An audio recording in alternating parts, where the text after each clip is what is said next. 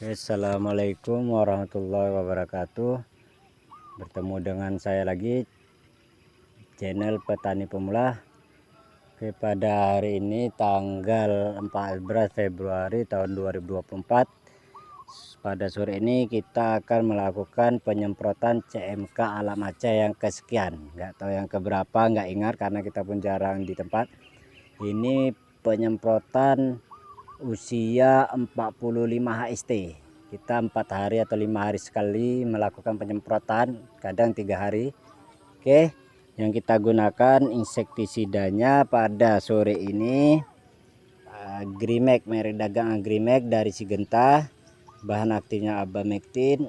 Yang kedua kita gunakan fungisida Skor 250 SC dari Sigenta.